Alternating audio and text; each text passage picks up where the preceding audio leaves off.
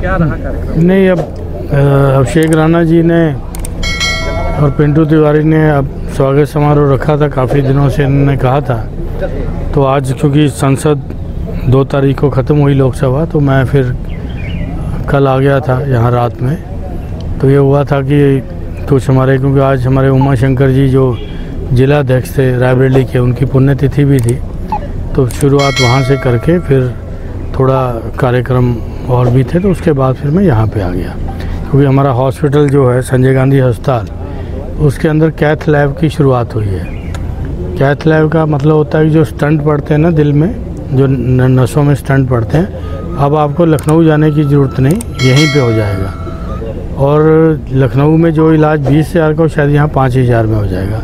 तो वो क्षेत्र के आसपास के 60-70 किलोमीटर के एरिए के लिए वो सुविधा संजय गांधी मेमोरियल अस्पताल में दिया है वहाँ पे। तो आज उसका उद्घाटन भी करना था, और नर्सिंग का जो वहाँ पे कॉलेज चलता है, तो उसके अंदर भी एक कार्यक्रम था। तो ये इस तरह के कार्यक्रम थे। उसके बाद फिर मैंने इनसे कहा कि आज ही रख लो, शॉर्ट टाइम का नोटिस दिया इनको कि भाई रख लेना है तो रख लो, मेरे पास समय है, मैं आ जाऊँगा। तो कल क्योंकि हम लोगों का स्वागत समारोह है सारे सांसदों का पीसीसी में, तो कल फिर हम लोग वहाँ जाएंगे सब मरे। तो ये कार्यक्रम था आज का। पीछे आपने एक कार्यक्रम में सभागार में कहा कि अब सुल्तानपुर के कार्यकर्ताओं में जो निराशा थी अब तक, अब आप उनसे मिलते रहेंगे और कार्यक्रम निश्चित मिलते रहेंगे। देखो 2 चीज़ थी, क्योंकि मैं पहले मतलब इवन के अमेठी भी मैंने 12 साल देखा नहीं, 2012 में मैंने छोड़ा था। तो अब क्योंकि जो मेरा संसदीय क्षेत्र है उसके अंदर सुल्तानपुर के भी गांव पड़ते हैं, ठीक है, बल्दी राय के।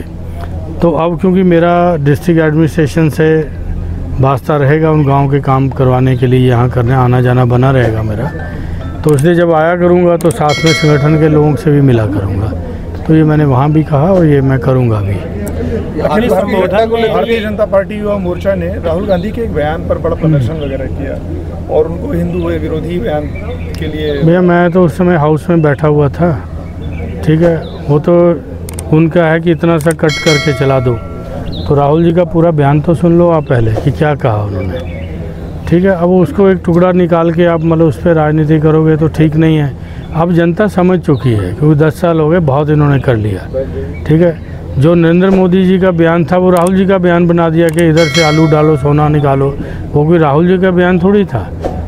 राहुल जी नरेंद्र मोदी जी के बयान को कोट करते हुए कह रहे थे, उन्होंने राहुल जी के चेप दिया, क्योंकि भाई माहिर थे। अब 2 रुपया मिलता है हर मतलब इसका। तो भगवान शिव के पर जो बयान आया था वो तोड़ मरोड़ कराया है। नहीं, भगवान शिव पे नहीं, हिंदू की बात करो, ठीक है, जोड़ के जो बनाया है। नहीं जोड़ के नहीं, उनका पूरा बयान सेंस में देखो को किसको कह रहे हैं। बीजेपी मतलब कोई बीजेपी में हिंदू है, हम लोग हिंदू नहीं हैं। राहुल जी के कई बयानों पर बीजेपी के लोग झूठा साबित करने के लिए। तो आप उसकी सच्चाई तो तह तक तो आप लोगों को जाना है, आप पत्रकार हो, अब मेरे से सवाल पूछ रहे हो। जिसकी सच्चाई आप लोगों ने खोजनी है वो मेरे से खुजवा रहे हो आप। संसद जी, हाथरस की घटना को लेकर क्या कहना चाहेंगे, कौन जिम्मेदार? नहीं देखिए, हाथरस की घटना इस तरह के आयोजन, क्योंकि उन्होंने परमिशन लिया था, लेकिन परमिशन से ज़्यादा लोग अगर होते हैं तो निश्चित से प्रशासन की नाकामयाबी है ये। तो उसमें जो भी दोषी हैं उनको सज़ा मिलनी चाहिए, क्योंकि इतनी जानें गई हैं। तो ये अगर उन्होंने परमिशन कुछ हज़ार लोगों की लिया था तो इतने लोग कैसे हो गए? तो LIU उनकी फेल थी, या प्रशासन को नहीं दिख रहा था कि भी इतने लोग आ रहे हैं, इसको व्यवस्था हमको देनी है। तो ये चीज़ टोटली प्रशासन का फेलियर था, और जिन लोगों की जान चलेगी वो तो वापस नहीं आएंगे। तो बस मेरा यही गवर्नमेंट से निवेदन है कि इसकी तथ्यों की जांच करें, जो दोषी है, कोई कितना भी बड़ा आदमी क्यों ना हो, उसको सज़ा मिलनी चाहिए। और जो बच्चे अनाथ हो गए हैं, जिनके घर से महिलाएं चली गई हैं, उनको कंपनसेशन उस हिसाब से दिया जाए कि उनका गुजर बसर हो जाए आगे। क्या आप भी हाथरस जाएंगे क्या?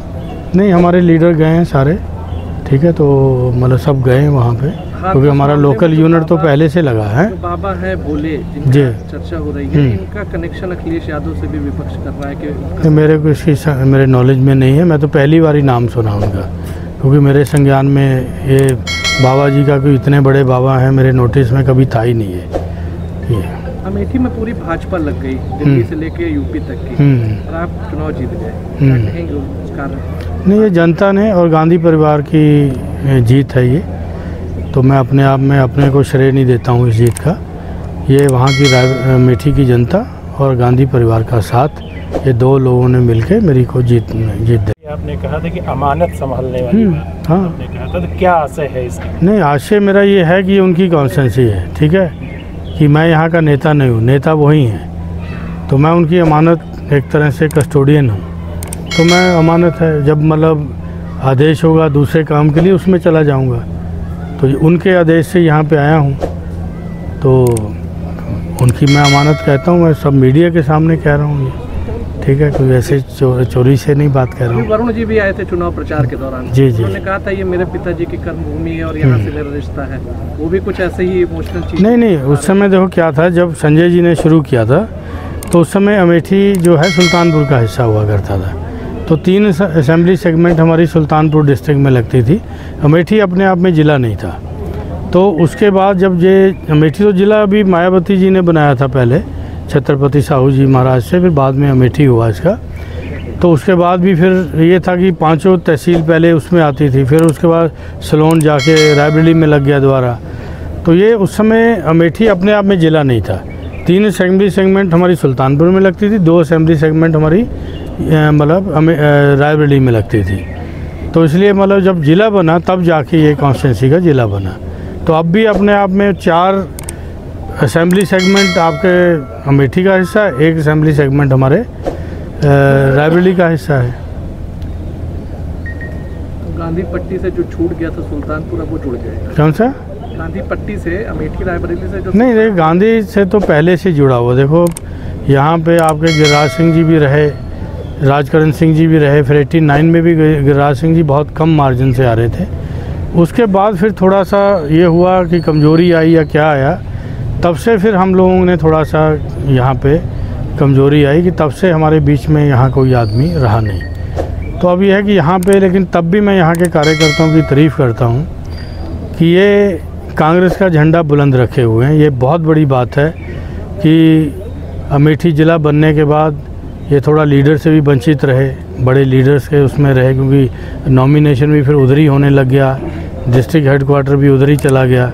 उसके बावजूद यहाँ के कार्यकर्ता अपना काम अधिकारियों से लड़ भिड़ के कराता है। तो ये बहुत बड़ी बात है कि 35 साल से हम सत्ता शासन में नहीं हैं, उसके बावजूद कांग्रेस का ये कार्यकर्ता यहाँ पे कांग्रेस की बात कर रहा है, ये बहुत बड़ी बात है हमारे लिए। प्रदेश में स्थिति बेहतर बनाने के लिए क्या प्रयास करेगी कांग्रेस? तो अभी तो देखिए ना, 12% पे वोट परसेंट शेयर हो गया, ठीक है, तो आगे भी बढ़ेंगे। तो ठीक है, अभी हमारा टारगेट अगला असेंबली है, तो उसमें भी हम कोशिश करेंगे कि वोट का बिखराव ना हो।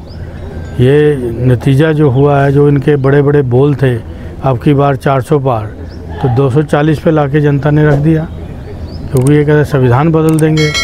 भाई संविधान तो बड़ी कुर्बानियों के बाद हिंदुस्तान का बना है, तो कोई इसको आसानी से नहीं बदल सकता। जनता समझती है कि संविधान बदलने के मतलब क्या है, तो उन्होंने बता दिया कि भाई मलय है।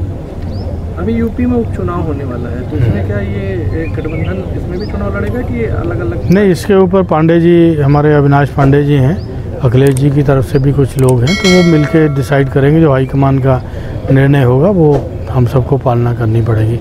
तो सबसे ज़्यादा तो शायद हमारे यहाँ अमेठी और रायबरेली में आ रहा है चुनाव अगर हुआ, क्योंकि वहाँ के हमारे एक विधायक थे, वो भाग गए, बीजेपी ज्वाइन ही कर ली। अभी ये तो सपा छोड़े नहीं हैं, ठीक है, सपा के बागी हैं, छोड़ा नहीं है इन्होंने।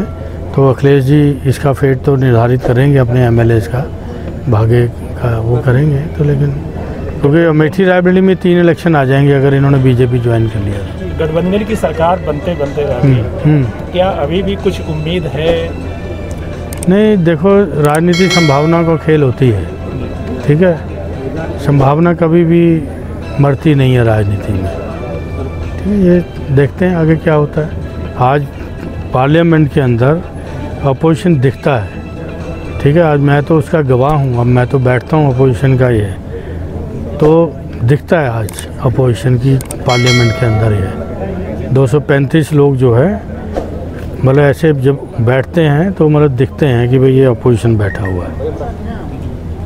रखेंगे। सांसद जी, पूर्व जो सांसद थी अमेठी की, उन्होंने राहुल गांधी के कई प्रोजेक्ट या तो उनके लिए आप क्या पहल करेंगे? नहीं, हम कोशिश करेंगे कि वो वापस लाने की कोशिश करेंगे, तो सत्ता तो हमारी नहीं है, लेकिन तब भी हम कोशिश करेंगे, क्योंकि जनप्रतिनिधि होने के नाते मेरा प्रयास करना मेरा फ़र्ज है। काम होना ना होना एक इनके ऊपर है, क्योंकि सत्ता यहाँ और वहाँ इनकी है, लेकिन प्रयास में मेरी कोई कमी नहीं रहेगी। प्रथम प्राथमिकता किस काम की रहेगी? जो राहुल गांधी का था यहाँ पे ड्रीम प्रोजेक्ट अमेठी के लिए, वो आपके लिए क्या रहेगा प्रथम की? नहीं, मैंने पहले भी कहा, ये चीज़ आज भी कह रहा हूँ, हमारे कामों की प्राथमिकता हमारे कार्यकर्ता तय करेगा, KL शर्मा नहीं तय करेगा। जो मेरा वर्कर चाहेगा, परिस्थितियाँ उसके सामने रखूँगा, परिस्थितियाँ जो मेरा वर्कर समझेगा उसके अनुरूप में मेरे को प्राथमिकता देगा। जो प्राथमिकता वो तय करेंगे वो मैं करूँगा, क्योंकि उन्होंने मेरे को वोट दिया है। मैं उनसे हूँ, वो मेरे से नहीं है। ठीक है, चलिए। सुल्तानपुर और अमेठी की सबसे पहले और सबसे तेज खबरें देखने के लिए सब्सक्राइब करें Now 44 न्यूज़ चैनल।